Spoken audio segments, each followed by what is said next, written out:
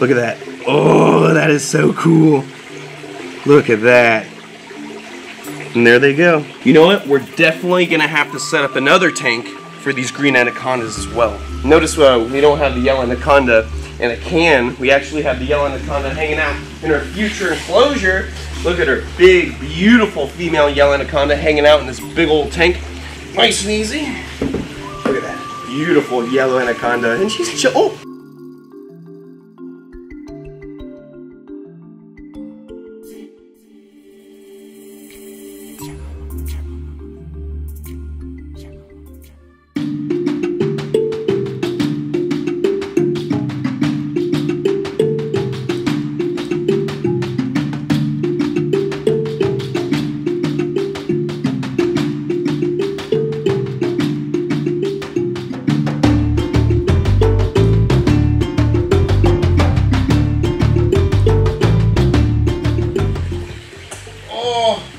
Praise the Lordy Jesus. Thank you for praising me with this beautiful air coolant. Finally, after a year and a half or maybe 2 years of torture working in snake houses with no AC, I've been blessed with the God himself, Junior. Thank you so much, Junior. Shout out to Junior's AC installation. Thank you so much. Is this your number right here? Yes. Oh, these guys came in and they knocked it out quick. And now my animals have cool AC and they need it really bad. Thank you so much, Junior. Can I give you a hug? Are you worried about COVID? Yes. Thank you, Junior. You're like a father to me. Even though we just met. Thank you so much. You're the best. I mean, look at this. Look at what he did. Giant vents going all the way across the serpentarium. Big unit on the inside, big unit on the outside. And it's working amazingly. Maybe it's a little bit too cool. I might have to crank it up a little bit. But it's working great. All the snakes are going to get cooled down. We're moving on to the future. Thank you so much, Junior. God bless. You want to help me clean some snakes? King Cobra? No. No? All right, thank you, Junior. Thank you so much. King Cobra. Come on, you sticky, spicy son of a... Oh, hey, what's going on, beautiful people? Welcome back to my wildlife. I'm currently hanging out in the Serpentarium. New and improved Serpentarium, because if you haven't heard, boom, look at this. The man, Junior, installed this big, beautiful tube of heaven, pouring down Everest snow. Ooh, it feels so nice and cool in here now. Not too cold, just around 78 degrees to make sure it takes off the edge off these snakes so they don't cook in this hot, hot Florida weather. And also, I don't cook anymore. You don't see me sweating profusely. Notice we don't have the yellow anaconda in a can. We actually have the yellow anaconda hanging out in our future enclosure. Look at her big, beautiful female yellow anaconda hanging out in this big old tank. This is a 225-gallon tank. Lots of space for this young female anaconda. And you know, female yellow anacondas can get upwards to 13 feet long, sometimes even bigger, around 14 feet. So she needs a lot of water to disperse her weight, get some exercise, because naturally these guys are always found in the water, and they're ambush predators, living in the water, hunting in the water, breeding in the water. So it's a big part of their life, big aspect of their life. And what we're gonna end up doing is building a new stand for this fish tank. We're gonna lower the fish tank to about right here. We want to get a nice custom stand, bring it down lower, and do a custom enclosure on top of the tank, probably with I don't know, about like 4 feet of depth for the land, have some logs draping over and into the water, nice basking area, and she'll have the option to be on the land, and option to be in the water as well. So I thought, why not put her in the tank, let her soak, swim around, stretch, and enjoy herself and get used to her future enclosure, because this is going to be too cool. Imagine when this is full of like fish and logs and whatnot, and it looks like you're taking a peek into the Amazon, seeing this beautiful yellow anaconda. Look at her. Look at her. See her flicking that tongue, that forked tongue right now?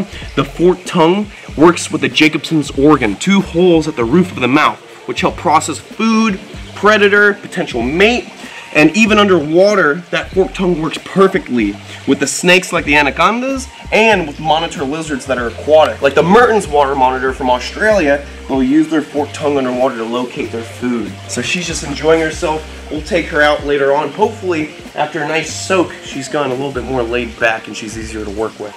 And after that, or after we get her enclosure cleaned up, and new mulch is put in there, we're gonna go check out these beautiful green anacondas. It's gonna be a little hard to get to them because there's a ladder in the way, so I'm gonna have to, there's only one way for me to check on these green anacondas. It's the hard way. Okay, here we go. Come on over.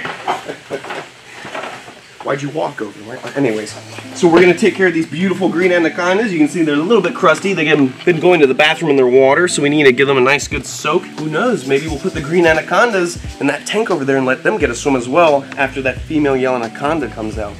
I'm so happy, guys. Mainly because I'm not cooking live while filming. I mean, it feels nice in here. It's not too hot, not too cold. It's just perfect for all my tropical snakes.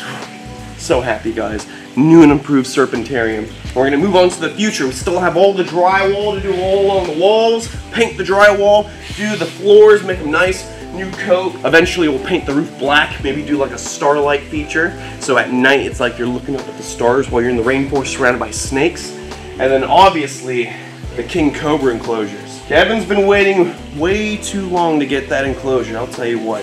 He's been waiting to get that walk-in enclosure for so long, he's actually grown a mullet. Anyways, let's get to it. Let's start cleaning enclosures, let's start taking care of all of these guys and have a good time with the anacondas.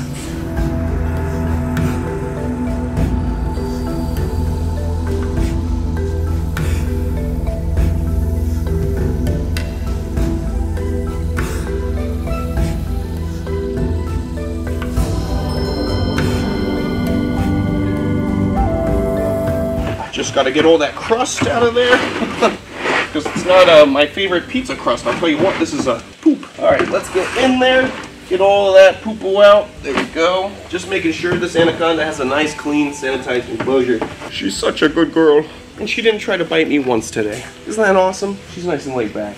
All right, let me get the rest of this poop out, make sure it's nice and clean, and then we'll put that yellow anaconda back and start working with the green anacondas.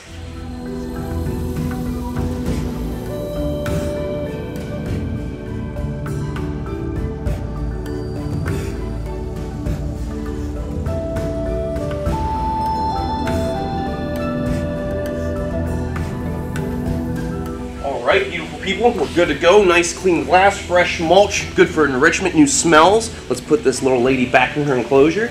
She's been enjoying herself swimming around perfectly at home in this water. These snakes are almost fully aquatic. Now, can you keep them in a fish tank just like this? No, they still need land. They need to come out and bask just like any other reptile. Definitely have their moments out of the water. Look how beautiful. I can't get over this sight. It's such a cool sight to see. I can't wait for this enclosure to be set up where she gets her land portion and her water portion, and then when she's hanging out in the water, we can do feeding videos, feeding her right here at the surface, and you guys can watch the anaconda go out and work in the water in their natural territory for hunting. Look at her. She's so beautiful. You know, green anacondas, I love them to death. They're the heaviest snake on the planet, but the yellow anaconda takes the cake for beauty. Neon yellow, black spotting, such a beautiful snake. You gotta love Amazonian species. Now let's see if we can just gently lift her out of here without getting a tag, because today she hasn't struck out once. So that's pretty good. Whoop, nice and easy. Look at that. Beautiful yellow anaconda. And she's she's getting a little touchy now. Let's go nice and smooth. And hopefully she doesn't give me a gnaw. Look at her. Isn't she beautiful? Oh, she's giving me a little hiss actually. Let's move her right into the enclosure and move on to the next batch of anacondas. Hey baby, do a little turn around so she doesn't bite my nipple. Thank you. Alright, look at her. Look at this. Look how she wraps around my arm to get better leverage and security. She's not trying to constrict me to kill me. She's just trying to get a better grip so she doesn't fall. So if I had like a baby monkey in my hands, the monkey would use its arms to grab me and hold on tight. But obviously the snake doesn't have arms, so it has to coil around my arm for better leverage and support. So not always are the coils used to kill their prey, just to help them get around. Just one big muscle. Love these snakes to death. Alright, locked and secure. We're good to go. Now it's time to see what the little greenies are doing. Let's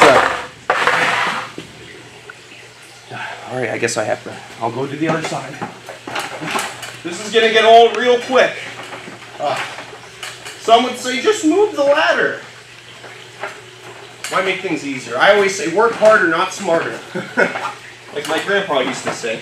Alright, and alright, you know what? I'll just leave that for the inspector. Alright, beautiful people, let's get these beautiful little green anacondas cleaned up. Hopefully, they're not too snippy today, because they are very food-motivated snakes. Now that they're on the rats, they eat chicks, they eat anything that gets put in front of them, they're always ready to go. Look at you, little crusty baby. Looks like you need a soak. These are two females, So we're never going to end up breeding them, but as you guys may have seen on Brian Barczyk's channel, these green anacondas have the capability of parthenogenesis, meaning that they can have a baby without a mate. Literally, just recreating their own bloodline without even having to find a mate. Isn't that incredible? Imagine island species, like different lizards and whatnot, that go to an island, there's no other lizards, and they just reproduce themselves and repopulate the island. Like Jurassic Park, life finds a way. You little crusty baby, you need to get a little soak. Let's see how they do in the water. This would be good exercise for them, because obviously, out in the wild, they'd be swimming in water much deeper than this. Look at that. Oh, that is so cool. Look at that. And there they go, perfectly at home in the water. And in the wild, these guys will be eating small wading birds at this size, little rodents, eating fish. They love to eat fish in the wild. You guys love to fish for peacock bass here in Florida. Well, in South America, the green anaconda will easily gnaw down on a peacock bass and make a good meal of it. Also, even at this size, these guys will be feeding on small crocodilians like caiman. Look at them. This is just too cool. You know what? We're definitely going to have to set up another tank for these green anacondas as well. Everyone, any snake that needs a lot of water that they will naturally have in the wild, like these anacondas, we're going to make sure they have it so they can live the best life possible. Look at this guy. And you can see these little baby fish. Before we took out the tilapia that we had in here, they actually had some babies. So we try to get out as many as possible. Look at that. That feels a lot better, huh? Woo! Lonesome bums. Oh, this is just too cool. We'll enjoy these guys swimming around. I'm going to go change out their water bowl, make sure their enclosure is nice and clean.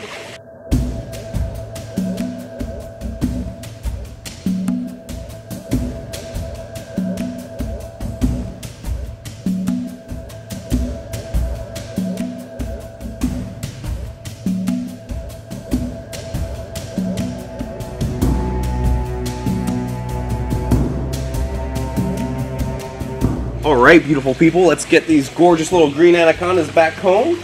My beautiful little females. Ooh, you guys are growing up so much, and if you guys didn't know this, they're actually eating rats consistently now. Before, they would only eat chicks. And obviously, there's a lot more protein in those wiener rats than those chicks. So these snakes will start growing exponentially, and you're going to notice. You're going to notice great sizes in the near future for these guys. Alright, let's get this beautiful little green out. Little crusty baby. How's that feel? Feeling good? Look at them beautiful green anacondas. You gotta love green anacondas. The heaviest snake on the planet, and they eat the largest rodent on the planet, the capybara. Did you guys know that in Florida, the capybara, the world's largest rodent, has actually been spotted in Florida before? Probably from people having them as pets and just losing them over the years. But a few individuals have been spotted near the Kissimmee Prairie here in Florida. Check this out. Look at that. Holy smokes, capybara spotting. Isn't that wild? Anyways, make sure you keep track of all your capybaras, guys. Come on now. All right, let's put these beautiful green anacondas back in their new clean water dish. There we go. We'll get this glass secure. Let me get the glass right now. All right, locked and secure. Guys, beautiful setup. Now we got our AC. We're freaking moving on into the future. I'm as stoked as a goat. Anyways, so beautiful people, we're going into the future. Things are getting better.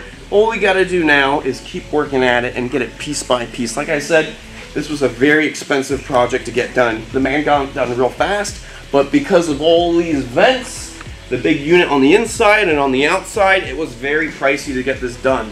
And it's going to keep getting pricier and pricier just to do the drywall in here for all the walls and the floor and the king cobra enclosures. It's going to cost a lot of money. And not to mention that we still have to get an 8-foot tall chain link perimeter fence around the whole entire 11 acres for FWC. So if you guys want to help with the build out of any of this stuff, you're more than welcome to contribute on the Chandler's Wildlife page. There's a little button that you can hit, and we're not a non-for-profit. We don't get tax exemption. This is a for-profit business, but for the profit of conservation of wildlife, because that's all I care about. You guys can help contribute to build this place out. It's really pricey. After the bills, the mortgage, everything that I got to pay for, I don't have a lot of money to work with to keep building out here. So we still need to make other sources of money. So if you guys get on Patreon and check out our exclusive content, the extra money from that helps a lot. And also if you guys just want to buy t-shirts and stickers and jackets, that helps a lot as well. But if you can't afford to do any of that stuff, I understand. The past year and a half or so, or 2 years because of COVID have been crazy. Just watching our videos is enough support for us. So thank you so much, guys. If there's one last thing I gotta say, is stay passionate, follow your dreams, and never let anyone get in the way of that. And also, let's go see what Bogoy's doing. Maybe he wants to go fly. Bogoy, up! Come here, boy. There you go. Good boy. Oh, come on, not you too.